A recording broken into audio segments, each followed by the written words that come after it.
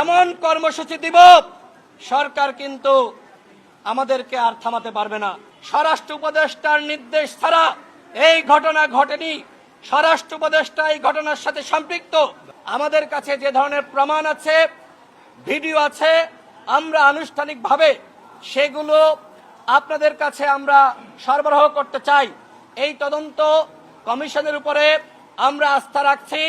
আমরা তাদের কাছে প্রত্যাশা করি যারা এই ঘটনার সাথে সম্পৃক্ত তাদের বিরুদ্ধে অবশ্যই উপযুক্ত ব্যবস্থা গ্রহণ করতে হবে।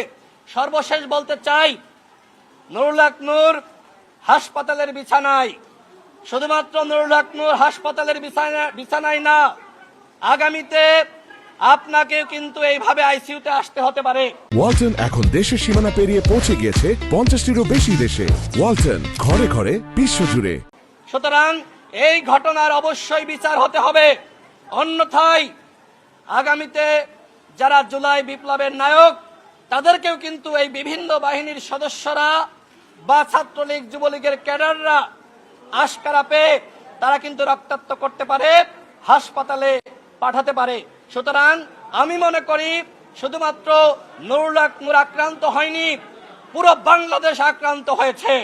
সুতরাং যারা অন্যায় করেছে, অপরাধ করেছে, রক্তাক্ত করেছে, তাদের বিরুদ্ধে যদি সরকার ব্যবস্থা গ্রহণ না করে তাহলে 48 ঘন্টা পর আমরা এমন কর্মসূচি দিব সরকার কিন্তু আমাদেরকে আর থামাতে পারবে না। আমরা এখনই বলছি না, কিন্তু সেটি হতে পারে যমুনা ঘেরাও অথবা সচিবালয় ঘেরাও। স্পষ্ট কথা, স্বরাষ্ট্র উপদেষ্টার নির্দেশ ছাড়া এই ঘটনা ঘটেনি।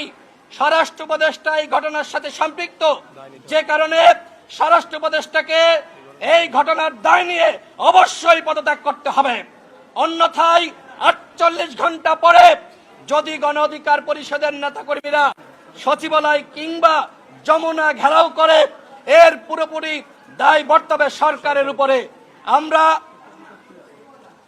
আমরা আজকের এই সাংবাদিক সম্মেলন থেকে আবারও সরকারের কাছে স্পষ্ট বার্তা দিচ্ছি, যদি নুরুল হক নূরের উপযুক্ত চিকিৎসা না হয়, যদি নুরুল হক নূরের কোনো ক্ষতি হয়, সেই দায় কিন্তু সরকার প্রধানকে নিতে হবে, স্বরাষ্ট্র উপদেষ্টাকে নিতে হবে।